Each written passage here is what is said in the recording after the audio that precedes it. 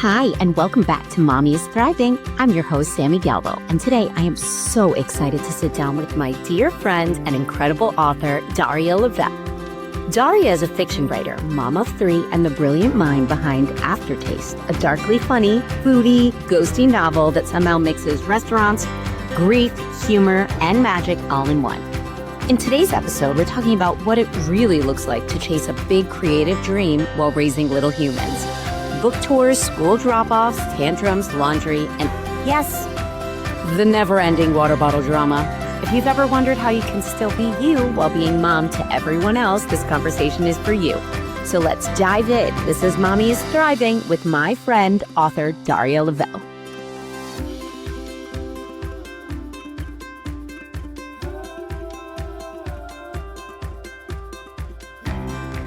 Hello and welcome everybody to Mommy is Thriving. I'm Sami Galbo, your host. My guest today is Daria Levette, a fiction writer raised in the lovely Bergen County and a friend of mine since high school, more importantly.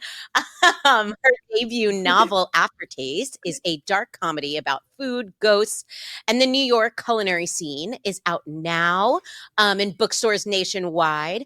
Her short fiction also appeared in Dark Matter, The Deadlands, and Dread Machine, and she's been recognized by the Masters Review and the Molotov Cocktail Zine. When she's not writing, she's raising three kids, wrangling a golden doodle, and still finding magic in the everyday. I am so excited to have my friend, and honestly feels more like family considering we've been friends for 25 years. Wow. No one say that out loud. 25 years sounds like an eon. As long We're as not a day over okay. 30. Exactly. That's it. Mm-hmm. Not How us can ever that be? approaching that. I'm really not sure. Like The math is not that, mathing. No, exactly. I was talking to one of our mutual friends from high school the other day, and I was like, how have we known each other so long? And he was like, I really don't know. It was Mike D. Mikey D. Of course. Of course. I'm like, I feel like I just need to do like a pop-up of his face just so that like we can pretend like he's here. Hi, Mike. Hey, Mike. It's like the inside jokes just come back. It's so weird. No, right? Like it's so funny. Like also, yeah, no, we've known each other a very long time. Well, welcome. I'm so excited to have you here. Thank you for having me. Of course. So for all my listeners, so when Daria wrote her book and her book was coming out, she had a book signing not that far from me. I mean, it was an hour away from me, let's be real, down south in Miami. And so I went and schlepped down there to see her. And we like talked for hours and hours and hours. And we have talked for longer and longer, but it was so nice to catch up. So I'm like so excited that we could do this now. Her book is amazing. So if you haven't read it, you need to. It's called Aftertaste. We're going to put a link below everywhere in all the places. It'll be on my social, and you can find it online. We're also going to give one away, so stay tuned for that, guys. So get excited. But Daria, let's jump right in. I'm so excited. So excited. It's such a thrill to be here to talk to you. I feel like Daria could like shed so much light to my listeners like about who I was eons ago, but like it's not important. It's not important. The secrets are safe. I'm like, we're different people now. We're moms. A ray of sunshine as you always were. It's all continuous. Oh, I love it. I love it. I can't believe 25 years, man. Oh man, where has the time gone?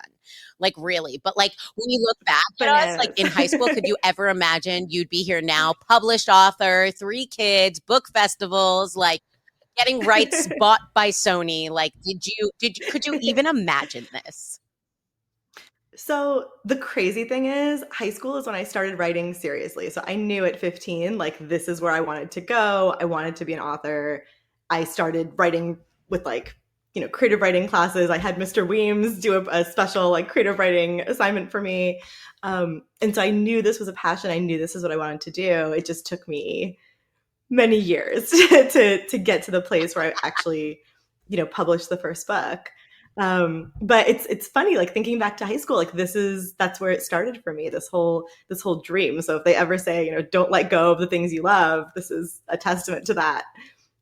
I love that. I love that. And it's funny you say that because like in high school, like I was into theater and then I did like cheerleading and I Mm-hmm. feel like my life is kind of that, right? Like I'm on here talking all the time Mm-hmm. and then, I'm selling things also and, all the things, but it's so funny like And lifting people up. right, exactly. I'm trying. Exactly. So Yeah. cheering, of course, leave Mm-hmm. it to my author friend to be like, you're also lifting people, not figuratively, not literally, but like, Emotionally. exactly. I love it. I love it. All right. So your author life meets mom life. So you got a lot going on, Mama. But for my listeners, can you give us a quick pitch of Aftertaste for anyone who's listening that's like, I need a good book to pick up, and this book is amazing. So give us your quick elevator pitch and go.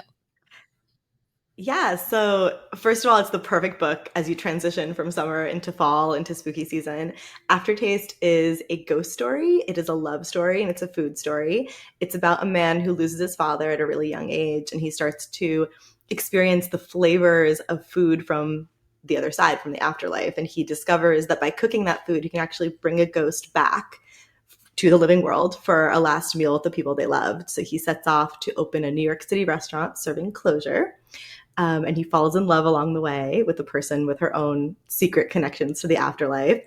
And he discovers that all that he's been trying to do to help these spirits may have accidentally caused some rifts on the other side. So it is a fun, exciting, dark comedy. It is full of every food trope that you ever loved. It's full of recipes and love and restaurants and all of the things. So it's perfect for spooky season. It's perfect for foodies. It's perfect for people who like fantasy light. So it still takes place in New York City. It's a recognizable world.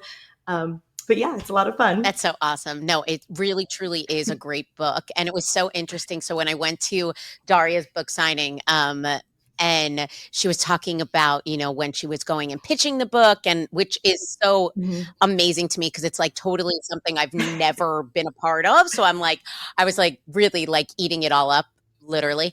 Did I pitch, cookie novel? But I thought it was good. I thought it was good. Anyway, I'm here for it. I'm here for every pun. yes. I'm very punny. Um, anyway, so she was talking That's why we're friends. exactly. But she was talking about, pitching it to different houses and everything, and they were really like trying to put the novel inside of a box, and where it's not Mm-hmm. necessary, like it's not sci-fi, it's not just a love story, like it's a little bit of everything into one, and kind of a thriller, and there's a little touch of everything in there, and so that's what really drew me in. So like it's like the best part of TV shows, everything entwined into one is in this story. So that's just yeah, I love it. I love it. Um Yeah, we were looking, like you were saying, we were looking for comps. That's what you do when you pitch a book. You're like, what is this like? So that the publishers can be like, oh, it's like this meets this. And we were trying every which way. We wound up saying it's like The Bear meets Ghostbusters with a sprinkling of Hadestown and a little bit of Kitchen Confidential. Perfect. I love that. That is a perfect explanation actually. I was trying to for my mommy friends that are like I haven't read a book in ages, I'm trying to compare it to a TV show that they Mm. may have watched. But like I'm like really like struggling here. So, I'm kind of like yeah, no, I got nothing. I'm at a loss. It's like The Bear with ghosts. Okay, I feel okay. like that's like Okay, I like that. the best kind of combination, So but funny. Right. Well, funny. Ghost is kind of funny, so there you go. Yeah. Exactly. So talk to me about like what has it been like doing festival signings and this whole author life while also managing drop-offs and toddler tantrums and homework and laundry and the list goes on and on and on. Yeah, it's been incredible. It's been like a thrill, and I feel really lucky to have had the experience that I've had with this book and to see it find readers and to see it get embraced. It's been really exciting, and it's been especially exciting actually to share it with my kids. Like the baby's too young to understand, but my older twins are 7, and they really get it. Like they've seen mommy writing, they've seen me working at my computer, you know, around them and late into the night, and they know it's a thing that I've been working on for a long time. They know that I went back to school to get a master's in creative writing. So to get to show them that working really hard on something you're passionate about can actually lead you to a really amazing path has been so rewarding. They get so excited to go into a bookstore. They find the book on the shelf. They're like, "Mommy, it's Aftertaste." Like they're so excited about it. It's meant the world to get to be that kind of example for them. I love That, you can follow a creative path and you can follow a passion, and it can become the thing that you do. So that's been really great. From the practical standpoint, yeah, it's been so much juggling. Like I went on book tour this summer. My publisher was amazing. They sent me to 13 cities, but I kind of I had my parents come up, but they live in Florida now. I had them come up to New Jersey to basically just help out for an entire month. They lived at our house and were just helping with pickups and drop-offs and summer camp and the baby and all of that stuff, because it's, life goes on and happens around all of your exciting professional achievements. And so, you're always balancing stuff, but there certainly was this feeling where I knew I was going to be hyper busy. So I was trying to prep as much as I could before I left. But at some point I was like, I have to let it go. I have to trust that the people that I have trusted to take care of everything will take care of everything. Nothing is going to go on fire. And it worked out great, very fortunately. But it's still, it's that kind of mom stress of if I'm not there, will XYZ get done? Will somebody remember that Thursday was purple shirt day? Stuff like that. But I think that's the interesting thing about being a mother of young children and also doing something big with your career. You're balancing and you're kind of having to rise to the occasion everywhere. So I give moms all the credit in the world. I think mom writers especially, it's accessing the creative side of your brain and also the executive function side of your brain, where you're managing multiple people's schedules, multiple people's preferences, people who can't manage their own emotions, all of that. You're operating with both halves of your brain all the time. Exactly. It's balancing all the balls in the air while standing on one foot and hopping up and down. In fire. Right. Essentially walking on coals while you're doing it. No big deal. Yep. No, I totally agree. Do either one of your twins yet? I mean, I know it's really early, but I know you really developed the love of writing in high school, but can you tell that they have that creative side of them? Can you tell already? Yeah. Oh yeah. No question. My daughter is obsessed with books. We'll just it's my personal dream. We'll just go into her room and read and sit and be absorbed in a book and go into that place. She loves making up stories. She loves drawing and then illustrating and kind of writing out little scenes. So I think she's actually, and she's 7, and her grasp, my son too, both of them have a really incredible grasp of narrative construct and cause and effect and character and, why is this happening? Why is this moment important? We do this weird thing after we watch a movie or a show. I kind of break down the story for them. I say to them, what are the key scenes? And if you took any of them out, would the story still work? Or who is the main character? Why do you think they felt that way? Why was this person the main character and not, say, this other person? So we talk about it all the time, and it's really incredible. They have such a grasp of what makes a story compelling, what makes a character interesting. And I think the fact that they're so young and they're latching onto that, it just shows the strength of story, the strength of narrative. And also, as a writer for adults, I think about insights from them all the time, because what's attractive to them, that is the shortest possible attention span. So if you can get them, you can get an adult the same way. Oh, for sure. I don't know about your house, but right now we're addicted to K-pop Demon Hunters in our house. Mm-hmm. Oh yes. We watched it again last night, and I of course find different things, and I'm so what do you think? And I ask the kids, I'm what do you think is that cat and it's showing up? Do you think that it's a symbol for anything? Right? I'm trying to pull pieces out of them. I love it. To see if they're it's so important. Can figure that all out, Yeah. Yeah. No.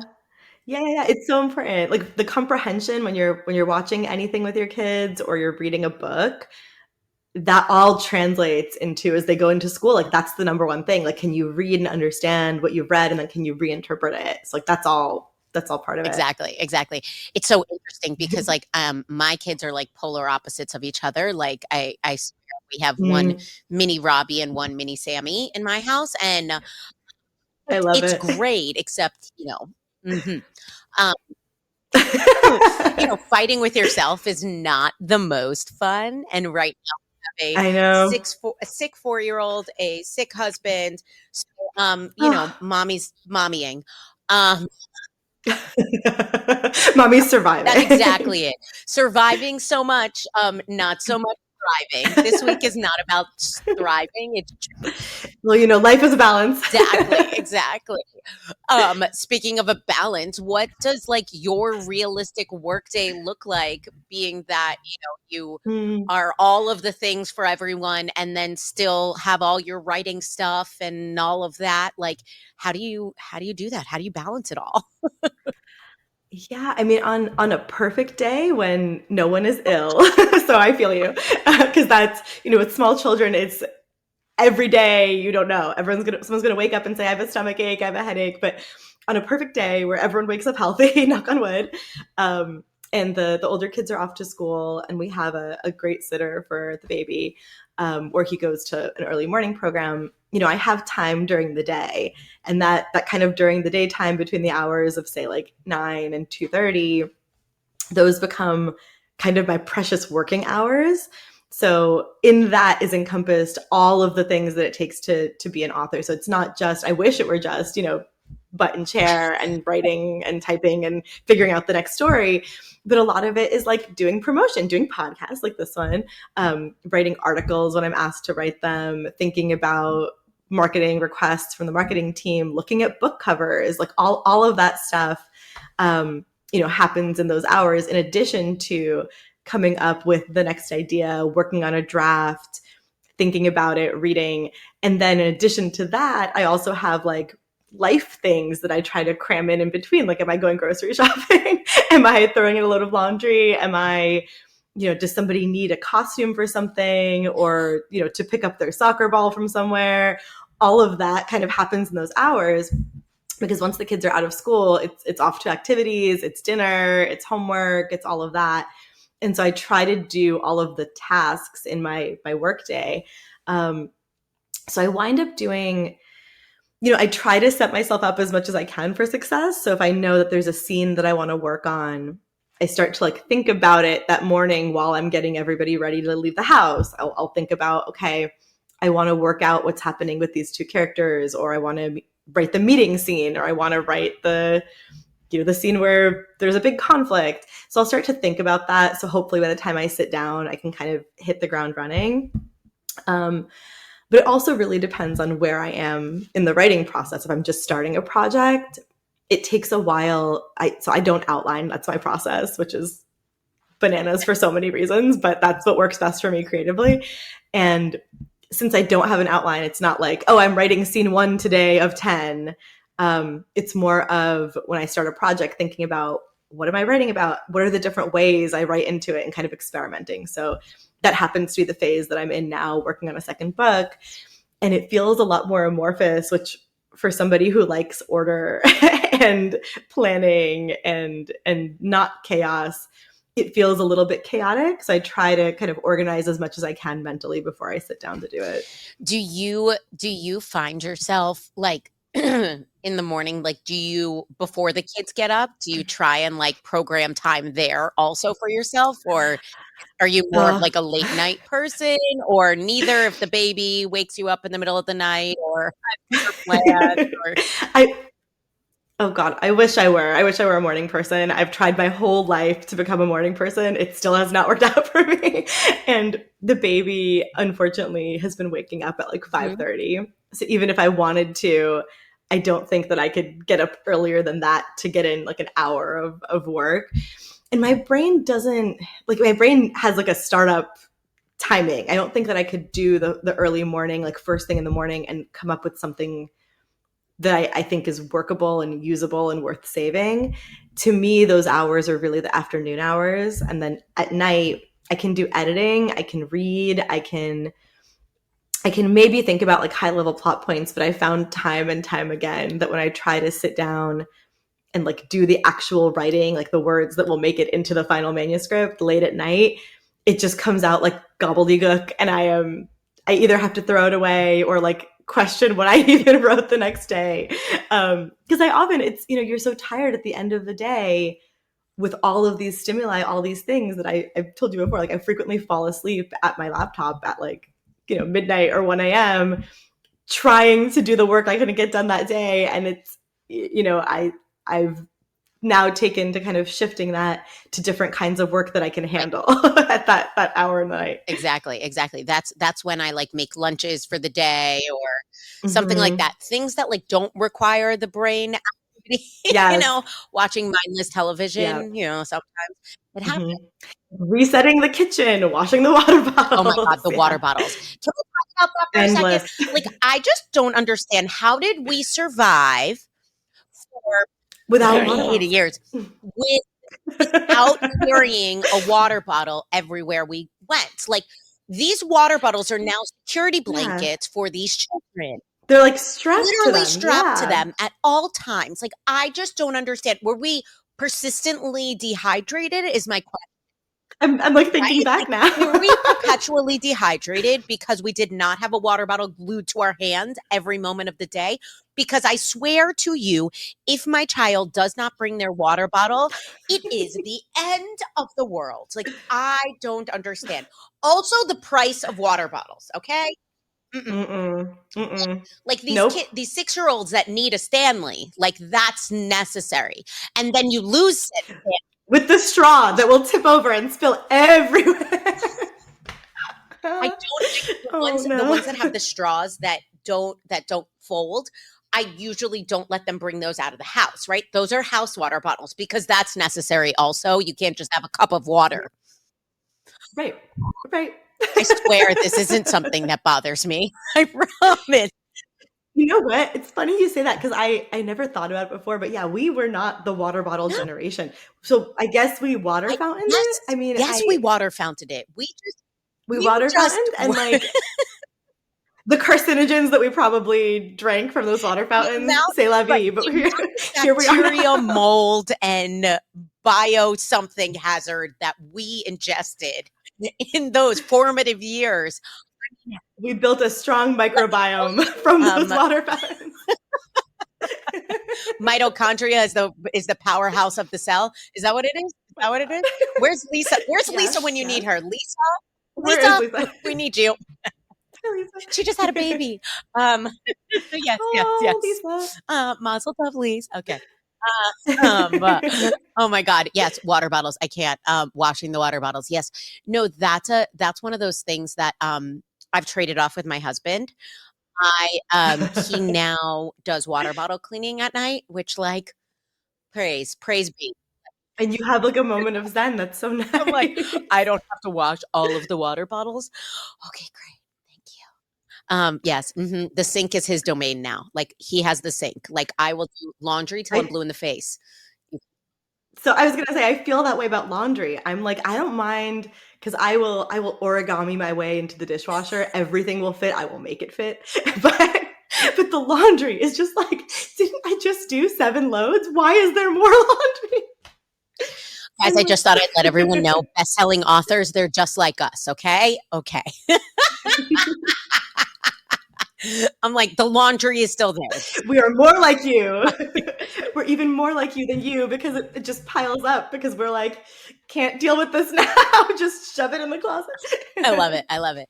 Do you take inspiration from like your everyday into your stories, or do you kind of, are they just like two different parts of your brain? Like, cause I feel like not for like Aftertaste, like there isn't like the love story and stuff is there. And so like, I feel like you could definitely pull from life experiences for that. But like a lot of it is just you being as creative as your brain is, because really like, I don't know where you got that story. I think that I don't know. My brain does not work that way. Let's be real. But Yeah, I'm like, do you pull from like the kids and your husband and all of that? Like, Not really. I think I wind up pulling from like emotions that I've had when I write specific scenes, yeah, but I tend to write speculative fiction. So for anyone who doesn't know what that means, 'cause it's a weird term, it's kind of an all-encompassing term for everything from like super high fantasy, like Game of Thrones, you're like in a different world, to sci-fi, to you're in the real world, but like a weird thing happens. Um, so because I write something with an element of fantasy, I wind up taking usually inspiration from something big that happens in the world, or from other art, from like music, from a song I hear, from something that I observe, and kind of asking like, well, what if this happened instead? Like, what if there was this magical element? What if there was something weird? Like, so, Aftertaste came from this idea of this chef just cooking food and he plates it, and then all of a sudden a ghost comes back to eat it. Like, that was the whole scene that kind of played in my head. And immediately my brain was like, yeah, this works. There's synergy here. These things seem to connect in a weird and interesting way that I want to explore. So that, I think, is how I get into most of my ideas. Like, I start to question, like, okay, this is a real thing that exists in the world, but what if this one thing about it were different? Or like, what if it changed in this way? What if there were this magical element? That's just where my brain goes. But then when I start to come up with actual scenes, actual characters, I never pull from real people I know. It feels too strange to do that. Like, I like to invent completely.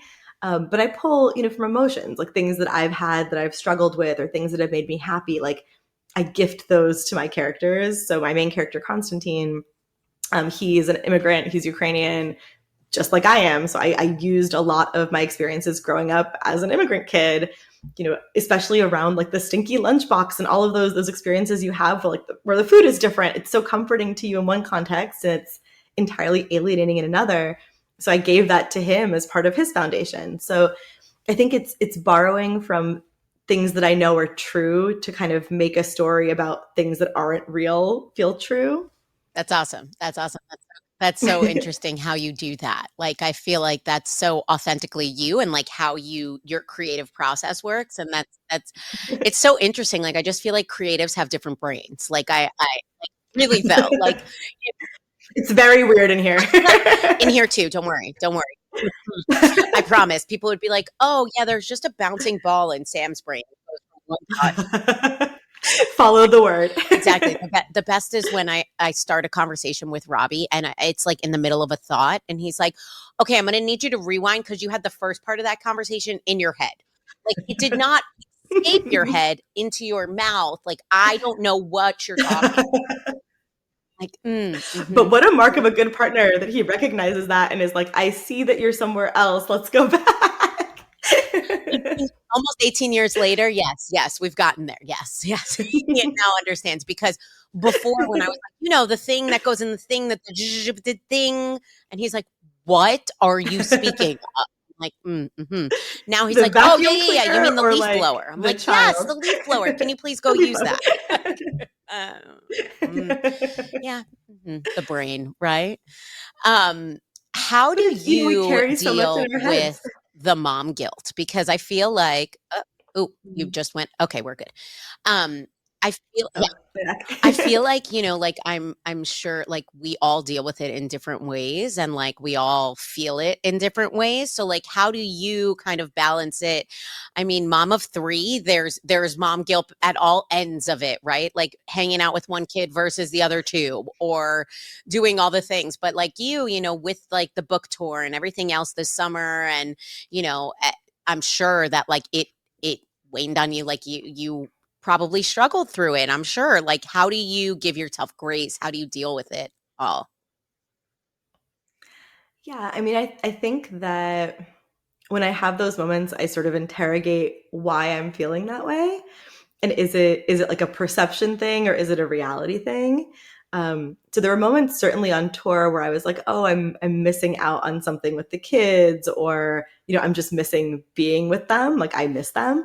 And so then in those moments, you try to solve it however best you can. You call, you FaceTime, you like have that connection. It's also, putting things in place that make you comfortable. So I knew that I was leaving for 10 days, and I wanted to make sure that my husband was supported through that. So I set up, the sitter, I set up my parents coming, I set up my mother-in-law, I set him up for success so that I could feel like I could let it go and focus on what I need to focus on, and not feel some of that guilt the way that I might otherwise. Um, and then I think, I try to think about it from not like a 1 day perspective, but from a bigger, like, how is this going to feel in 5 years, in 10 years perspective too. And I think, there are moments when the kids are like, oh, don't go to this event, we miss you. And I kind of have to say to them, look, this is mommy's job. This is something that I hope you guys understand and are excited about. And I know you are, because you get really excited whenever we talk about it, whenever you see the book in stores. And, it's beneficial to you to see somebody working hard for something that they love and they're passionate about and that makes them happy. And I think that's valuable. I think it's something I'm proud to get to share with my kids. So I try to think about it in that way, like that my daughter is going to grow up with a role model of someone who, worked for a long time in an industry that I loved. I worked in advertising, but had a passion, continued to pursue it, didn't give up on it. And even though it took 20 years to finally kind of get the big publishing contract, like, and again, this is not the first book I've written. I'll be really transparent about that. This is the third or fourth full manuscript that I wrote that went through the whole process, that got agented, that got sent to publishers. I got many, many no's and many rejections before I got to this place. And so I talk about that all the time with my kids, how, you're the one who gets to decide how long you want to keep doing something you love. And you're the one who gets to decide when you're done or you're not done. And I think it's a really valuable lesson. So I try to put it in perspective for myself that way too, that I'm like leading them by that example. So hopefully when they're older, and they have something they love and it's hard, they don't just give up on it because it's hard. So yeah, that's how I try to frame the mom guilt in my head, that like, it's something that I might feel bad about, like missing out on a moment or a day, but like long term, I think this is such an important lesson to get to show That's awesome. them. Yeah, that's like a really strong lesson in resiliency, and teaching them that from the beginning is huge, especially, Mhm. it's one of those things that I feel like it's so easy to disregard and just like forget about, and like not show your kids like, oh, these are all the times Yeah. that I failed, and it's okay, because sometimes you do something and you put in the effort, but and it doesn't go your way, but you keep going and you keep moving, Yeah. and finding the positivity in that is important, because it's hard, especially for kids to understand that, right? Like, it's hard for them to Mhm. understand, well, I really love this, but it's not going how I want it to go. Should I just give up? Right.